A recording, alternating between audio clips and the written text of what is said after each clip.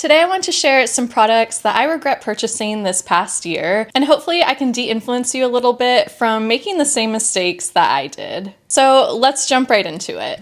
The first product that I regret purchasing in the past year that I was influenced to buy was the Byoma Creamy Jelly Cleanser. So I purchased these two cleansers because I was influenced by somebody online who I think received them as PR, and I was in the market for a new cleanser, and I chose these two specifically because I thought they would work for a double cleansing sort of routine. And I got these because their tagline for Byoma is boost your barrier. So based off of that and based off of the descriptions on the back of these products, I thought that these would be very gentle and good for my skin barrier, which lately has been my top priority in my skincare. And I was very disappointed in these. So I used both of these consistently for probably several months, and my skin continued to get worse and worse. And I couldn't figure out why. I was getting a lot of small red bumps, and my skin just felt kind of like itchy and really irritated. And again, I couldn't figure out why because I wasn't using any active products. I wasn't using any exfoliants. I was trying to be as gentle as possible. And the only thing that had changed in my routine were these two cleansers. So then one day I was actually looking at the ingredients on these products, and this jelly cleanser contains lactic acid, and they say that it's a pH adjuster. But I've used other cleansers that have lactic acid in them before, and it's supposed to be a gentle exfoliator, but I was using this daily, and the whole point of it for me was to be a really gentle cleanser that I could use daily that did not have any exfoliating properties to it. So when I saw that it had lactic acid, I kind of put two and two together, and I immediately stopped using this product. But as soon as I stopped using the jelly cleanser,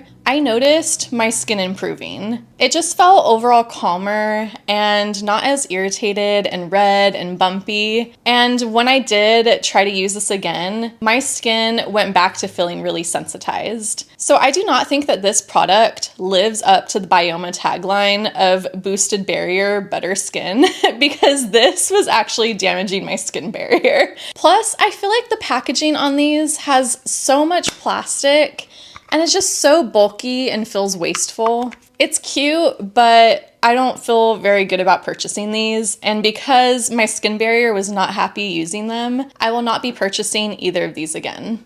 All right, the second item that I regret purchasing this past year is this e.l.f. lip balm. And this one is the Hydrating Core Lip Shine in the color Happy. I was influenced to purchase this. I saw somebody using it online, and it looked right up my alley. I love a good, nourishing tinted lip balm, and this one was really disappointing. So the color on it isn't bad. It kind of reminds me of Pillow Talk, but it's kind of a little bit more dusty and cool toned than Pillow Talk. And it does feel really comfortable and nourishing on the lips. But my problem with this product is the smell. It smells so bad. I hate it. And it's one of those smells where when you put it on your lips, you taste the smell and it just tastes really bitter. It tastes like I'm putting perfume on my lips, and it's not even a perfume that smells good. I think it's supposed to smell like apricot, but honestly, to me, it smells like the off-gassing in a plastic product. And I find it so off-putting, and the fact that I can also taste it when it's on my lips, I just find it really gross. And as soon as I put it on, I kind of feel like gagging. Like it's really gross. I really don't like it. And honestly, this is one that I've only used maybe a handful of times, and I will probably declutter it. And it just feels so wasteful, and it's just one of those products that I wasn't able to try before purchasing it. I would have never known that I wouldn't like the scent and the taste of this product. I would not recommend this product for that reason. Okay, and along those same lines, the next product that I purchased in the past year that I regret buying was the Nivea Lip Shine. And this one I got in the color Cherry. And again, I was influenced by, I think, TikTok with this one. I had seen people using the blackberry color of this lip shine, and I chose to get the Cherry because I wanted a sheer red lip tint, and I wanted something that was really nourishing and that I could use daily and just throw on without thinking about it. And this did not fit that bill for me. So first of all, the scent of this smells like cherry medicine. It smells exactly like cherry cough syrup. So if that is the scent that bothers you, then do not get this product. Second, the tint on it was just okay. It was sheer enough to be able to wear every day, but it was still a little bright for my preferences. I wish that it was a little bit more muted. It almost gave the effect of when you just eat a popsicle. It looked like I just eaten a cherry popsicle, and I kind of had that bright red tint on my lips. So for me, both the smell and the tint weren't the worst parts of this product and aren't why I dislike this product necessarily. But the reason that I dislike it is because it was really not comfortable to use on my lips. I did not find this nourishing at all. As soon as I put this on my lips, within about 15 minutes, my lips start to feel really dry. It feels like they're almost absorbing the product, and it just leaves this really dry feeling, almost like my lips are shriveling, and I really dislike it. It really bothers me, and I have to immediately put on a different product because this one is just not cutting it. So overall, I just find this product to be really mediocre. I would not recommend the Nivea Lip Shine. And this is honestly a product that I will also probably declutter really soon. So the next product that I regret purchasing that I don't have anymore is the Innersense hairspray. And again, this was another product that I was influenced to buy. I was looking for a non-aerosol hairspray option, and I wanted something that gave a really light hold and didn't make my hair feel crunchy, and also gave a little bit of texture. And so I thought that this hairspray looked perfect, and I purchased this hairspray along with a few of their other products, which also were just okay. But my main issue with this hairspray and why I don't even own it anymore is because it was attracting ants. I literally had a line of ants crawling up into my bathroom cabinet and swarming all over this hairspray. And I was wondering why they're going after this hairspray specifically. And then when I looked at the ingredients, one of the ingredients on this hairspray is sucrose. There is literally sugar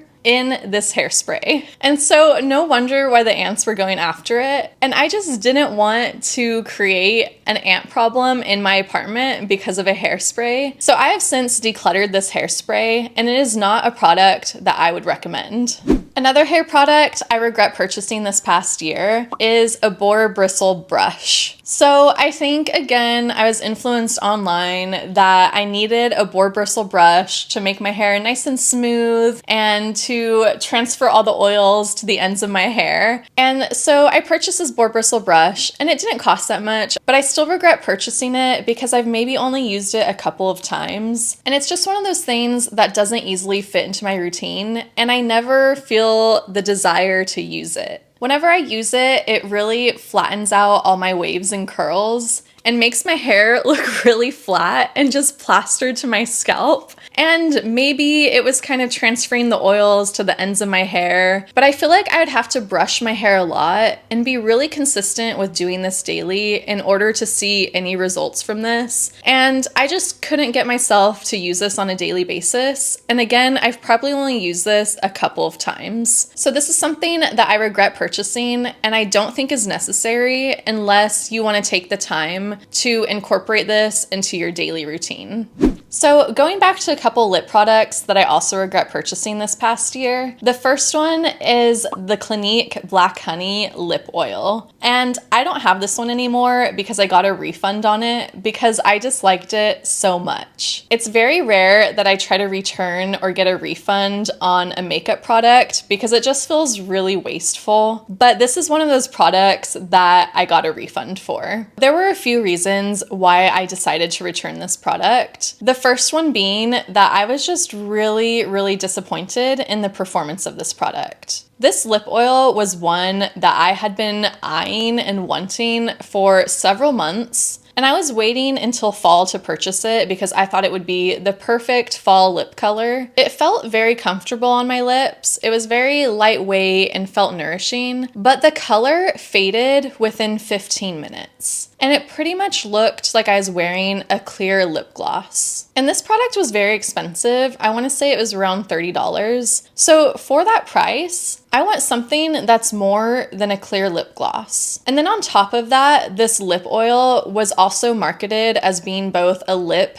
and cheek oil, and that was a huge reason why I purchased it. So I was disappointed in how this performed on my lips, so then I tried it on my cheeks, and I was even more disappointed. When I tried to use this oil as a blush on my cheeks, it was completely invisible. It added absolutely no color, and then on top of that, it left my cheek feeling really sticky, and that stickiness never went away. And it was the kind of stickiness that your hair gets stuck to, and it was just causing all sorts of sensory issues for me, and I could not handle it. So this product was both super disappointing as a lip oil and as a cheek oil. But I thought I could still get past it and just use it as a lip oil. But then I'm pretty certain I had an allergic reaction to this product. And I don't know what was causing it, but my mouth and tongue and kind of throat area was just feeling kind of numb and tingly and just a little weird.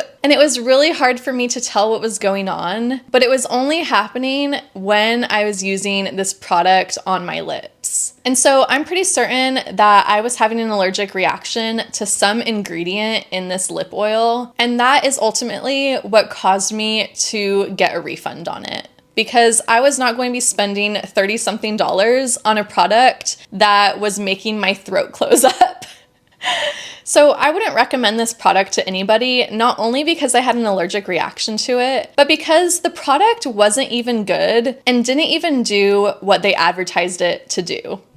Another lip product that I regret purchasing last year is the Revlon lip liner. And this was a product that I saw as a dupe for the Charlotte Tilbury Pillow Talk lip liner. So I purchased it thinking, what's the worst that can happen? It's really inexpensive and I don't own a lip liner. And I wanted to try a lip liner because, again, I was being influenced by everyone online who's doing the whole lip liner with a lip gloss lip combo thing. And the color of this lip liner wasn't bad. I thought the color was okay. It was maybe a little bit warm for me. But for me, the thing that was a deal breaker with this lip liner was that it accentuated the texture around my lips. And it's not even like I have a ton of texture going on around my lips, but it almost made the outline of my lips look bumpier and more textured and just really dry. And it also wasn't easy to use. So if you've watched any of my other makeup videos, you know that the main thing that I look for in makeup is for it to be as easy to use as possible so that I do not get frustrated and it is impossible to mess up.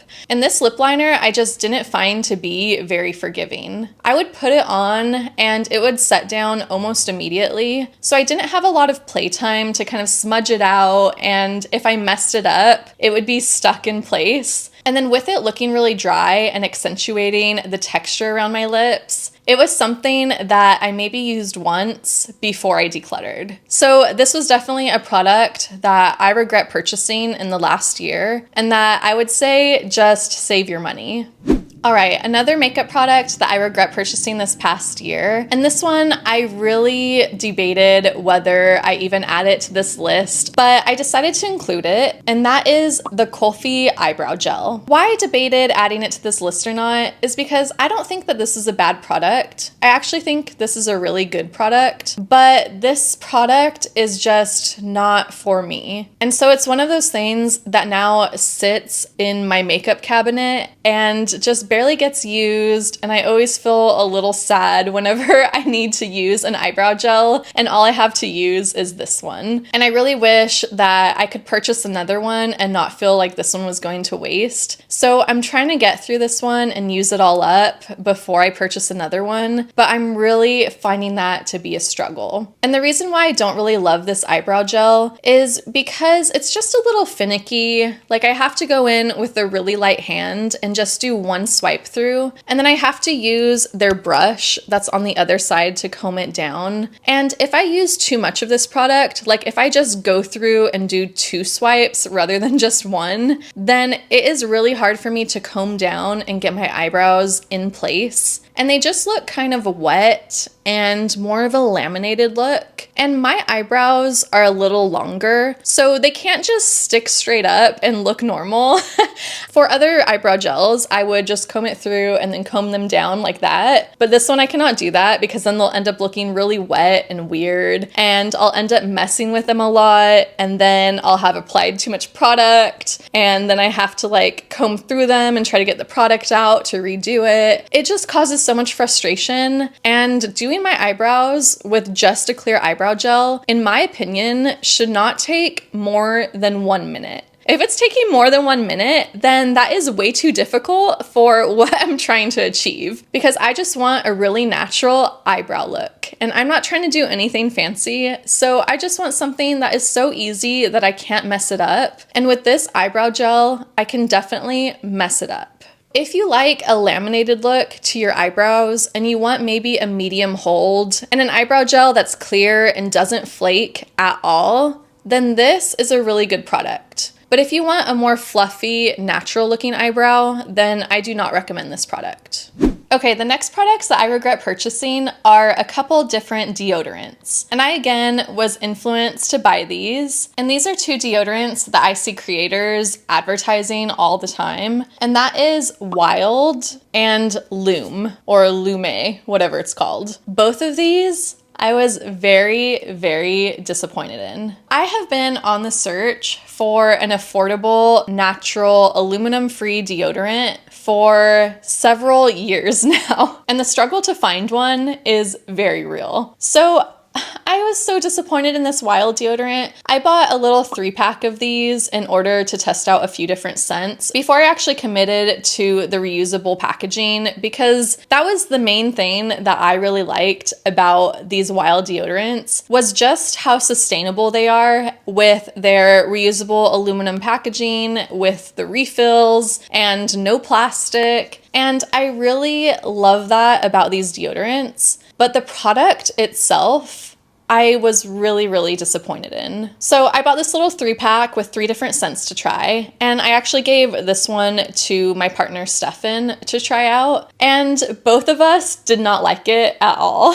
I honestly really struggled to get through both of mine. And he still hasn't finished his. And it's been several months now. So the main reason why I didn't like this product is because it simply didn't work. By 3 p.m. every day, I smell like BO. And that is completely unacceptable to me. I cannot be out and about in the middle of my day smelling like BO and feeling really self-conscious about it. So then around 3 p.m. when I would start to smell myself, I would try to reapply this deodorant, and then I would just smell like BO mixed with whatever scent I just put on. So I would smell like BO mixed with vanilla, or BO mixed with flowers. And that is almost worse to me than just smelling like BO. And I know people who really enjoy this product and have had good luck with it being effective for them, but that just was not the case for me. And I gave this product a really fair shot. I used it for probably 2 or 3 weeks uninterrupted, because I've also heard that with these natural deodorants, you have to give your body time to adjust to them, to make sure that they're actually being effective and working for you. I feel like my body just never adjusted to this. I was constantly smelling bad by 3 p.m. every day. And then on top of that, I just found them really messy to use. Like every time I opened and closed it, there'd be little flakes of the product kind of getting all over my floor. And that would just drive me crazy. And then on top of that, I always just had this kind of white creamy film on my underarms. And if I lifted my arms, then you could see the kind of whiteness in my armpit area. And that just really bothered me. So this product just made me feel self-conscious in multiple ways. And I was really, really disappointed in it, which was just such a bummer for me because, like I said, I really, really wanted to like it because of how sustainable it is. But I would not recommend this product. And if you are interested in trying it, then I would recommend getting the little sample pack to make sure that you like it before you invest in their whole reusable packaging. So yeah, definitely disappointed in this one. And then the Lume deodorant, Again, I was so disappointed in this. So I bought a 2-pack of this from Amazon, and this is the first one that I'm still trying to make my way through. And I got the unscented version. And this deodorant, I noticed it the very first time I used it. The deodorant itself smells really bad. Like, the deodorant itself smells worse than BO. In my opinion. And I was just really put off by the scent of this. And so I immediately went back onto Amazon to read the reviews and see if anybody else mentioned the unscented version of this smelling really bad. And sure enough, I found a few reviews on Amazon, and somebody on there said that it smells like vomit. And ever since I read that, I could not imagine the scent being anything else. And I honestly think that is a very accurate description of how this deodorant smells. Every time I apply it, I'm smelling myself for at least an hour afterwards. And it's not that I'm smelling BO. Like, it actually does a good job of keeping the smell of BO away. But if the deodorant itself smells almost as bad or worse than BO to me, I just do not enjoy using this product, and I don't understand why it smells so bad. And I think maybe it's the active ingredients that they use in order to keep the BO smell away, but it just smells so bad. And maybe the scented versions are better, but honestly, if it's the active ingredients in the deodorant that's making it smell so bad, then I don't know how adding a scent on top of that vomit scent will make it any better. Then I imagine it just smelling like vomit mixed with vanilla. And that sounds even worse to me. Something else about this Lume deodorant is that it makes my armpits feel sweatier than if I wasn't wearing any deodorant. And I don't know what it is about it, but I won't even be hot. I won't even be sweaty. I'll even be cold, and my armpits will be sweating as if I'm in 100-degree weather. So this deodorant just does not hit any of the marks for me. This claims to have 72-hour odor control, and it does a better job than the Wild deodorant at controlling odor, but I wouldn't say that it gives 72-hour protection. I would say that by the end of the day, once I've worn this for about 24 hours, I am starting to smell myself a little bit. Oh, and then on top of that, it kind of has the same problem as the Wild deodorant, where it's just really messy to use. So it really is not my favorite deodorant for multiple reasons. If you have any aluminum-free, unscented deodorant recommendations, please, please, please let me know, because I am desperate. Like, I have one that I actually really like, but it is extremely expensive, so I really need a more affordable alternative. Okay, next are a couple clothing items that I regret purchasing the past year. The first one are a pair of shorts that I bought off Poshmark. And shorts, I notoriously have a really hard time getting to fit me correctly. So I don't know why I thought it was a good idea to buy shorts off Poshmark when it would be so risky in them getting to fit me correctly. But I did it anyway because it seemed like such a good deal to me. And I immediately regretted it because they did not fit me correctly. Lesson learned is that I should never buy things secondhand online that I cannot return if I am not 100% sure that they are going to fit me, because otherwise that's just wasted money. And now I have these shorts that I have to try to resell and that I will probably lose money on. So that was not a good decision and something that I regret. And same goes for this top that I bought off of Depop. This is a top that I had saved in my likes for over a year, and then I got an offer from the seller for a really deep discount. I impulsively purchased it, and based off of the measurements that were given in the product description, I was a little hesitant whether the top would be too big for me, but I went ahead and purchased it anyhow, and of course the top was too big for me, and then I couldn't return it, and now I'm stuck with this top that I need to try to resell. So again, the lesson here is that if I'm not certain that something is going to fit me 100% and it is final sale, then I just should not buy it. And then the final item that I regret purchasing this past year is a toy that I bought for my rabbit, Jean-Pierre. This toy I, again, was influenced to buy by all the bunny influencers on Instagram. And I would see so many rabbits on Instagram using this toy, and they looked like they're having so much fun using it, but this was a complete waste of my money. So my rabbit, Jean-Pierre, just didn't understand how to use it, and he definitely learned to some extent how to use it.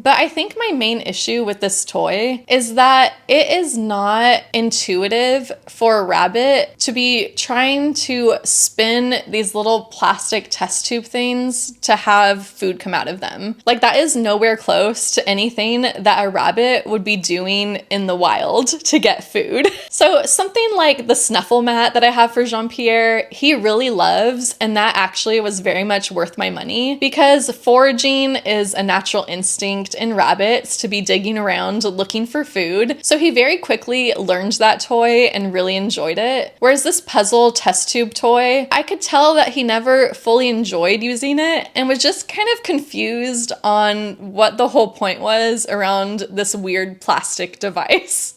Like, why was I putting his food in this plastic? And then with it being plastic on top of that, a rabbit's instinct to get food out of wherever it's stuck is to chew. So Jean-Pierre would try to chew the plastic in order to get to the food, and I don't want Jean-Pierre ingesting plastic. So this product I just really regret buying because I could have easily created some kind of food puzzle toy for Jean-Pierre out of an old paper towel tube by putting some food in there and stuffing it with hay, and he probably would have enjoyed that a lot more. And then the cardboard would have been something that he could chew on top of getting the food inside. So this was just a waste of my money, and it takes up a lot of space. I don't have a lot of storage in my small apartment, and I wish that I didn't have to deal with storing this toy now. So I'm thinking about decluttering it because it's just kind of adding a burden into my life with having to store it and with Jean-Pierre not really enjoying it all that much. So I do regret purchasing this product, and I regret being influenced by all the cute little bunny influencers. I feel like those are the worst kind of influencers because they're so cute. I was like, if they enjoy it, Jean-Pierre needs it too. You know, if they have it, Jean-Pierre needs it too. So I got influenced by the bunny influencers. So that's everything that I purchased in the past year that I regret buying. So I added it all up to see how much I actually spent on all these items that I wish I had never purchased in the first place. And I spent a total of $221.78. I think the most expensive item that I bought were the shorts. I think I spent $34 on them. And most of these items were $10 or under. So it's not that I even spent a lot of money on each of these items, but all of them together added up to over $200, which is a good chunk of change that I wish I hadn't spent. So I hope this video influenced you to not be influenced and maybe did a little de-influencing. Is there anything that you regret purchasing this past year that you would like to de-influence me and anyone else from ever purchasing? Because I would really like to know, and I'm sure other people as well would also like to be de-influenced. So please share your de-influencing recommendations in the comments below. Thank you for watching, and if you like this video, please like and subscribe, and I will see you next time. Bye!